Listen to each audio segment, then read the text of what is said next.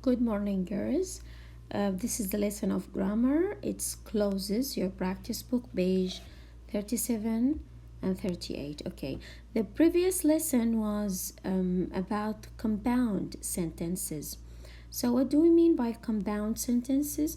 Means when you put two sentences together to be in one sentence. Exactly when you put independent clause plus another or more than one independent clause. So this is what we mean by compound sentences, which is related to our lesson today. So what are the objectives for our lesson today? You will be able to identify dependent and independent clauses, and then you will also identify complex sentences with relatives.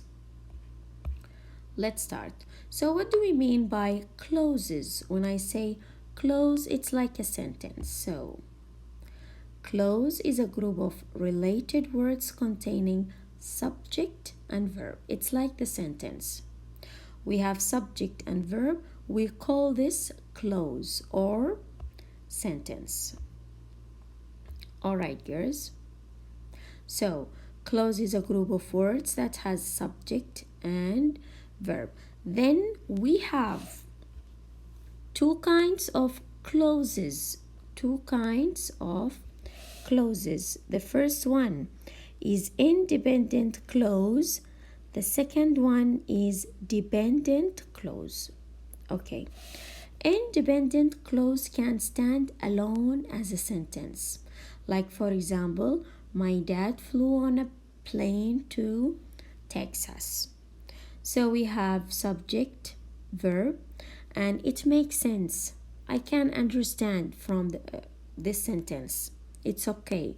So this is what we mean by independent clause. It doesn't depend on another clause. But when I say dependent clause means it can include subject and verb, but usually begins with subordinating conjunctions like before, when, because, and it doesn't make sense. Like, for example, if I said before the sun rose, so I can't understand something from this sentence. It doesn't make sense for me. So it should be connected with another clause. So this is what we mean by dependent clause. It depends on another clause. Okay, let's see these examples. We drink coffee every morning. My dad never works on the weekend. So we have here all of these sentences make sense and we understand from them. So we call them independent clauses. Make sense. So let's see the difference between independent and dependent. As I said, independent clauses make sense on its own as a sentence. Like, for example, Jane ate pasta, Sam went to the park. But dependent clause doesn't make sense. So, for example, if I said, because she was hungry, do we understand something from this? Of course, no. We need to complete this clause, okay, to be clear or to make sense. So, because she was hungry, what? Complete. Or after he finished school, so what happened? So they don't make sense. So this is what we mean by dependent clauses. But what if I put them together? I mean dependent with independent clause. For example, Jane ate pasta because she was hungry.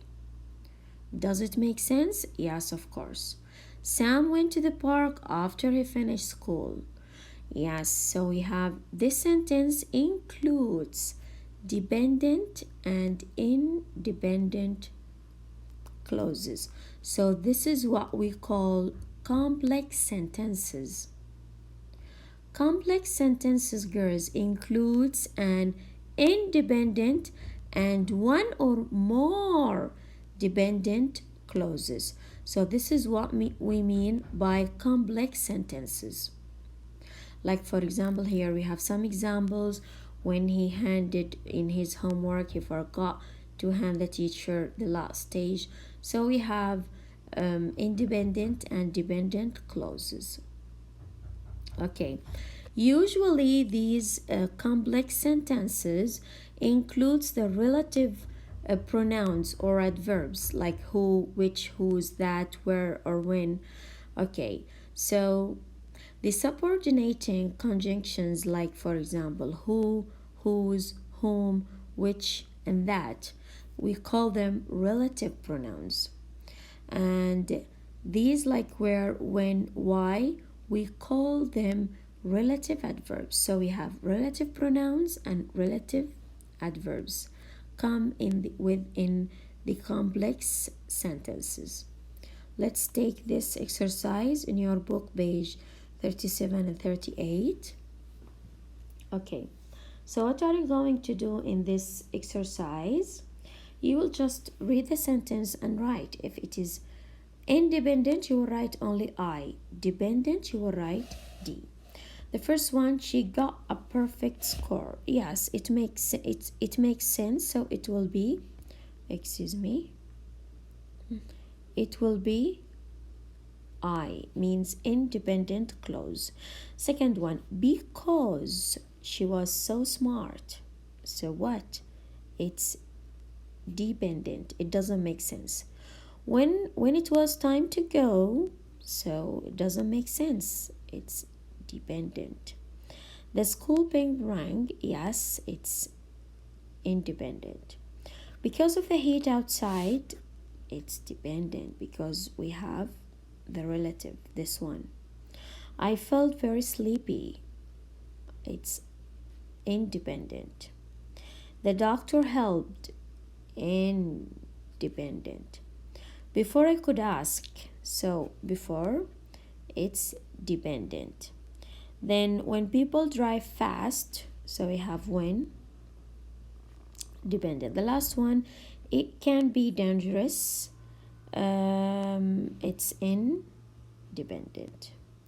Then this exercise, you will just write, circle the relative, and you will write if it's relative adverb or relative pronoun. Call me when you arrive. When, it's relative adverb. This is the Harry, whom, relative pronoun. Which is relative pronoun. Where is relative adverb. Why is relative adverb. Thank you.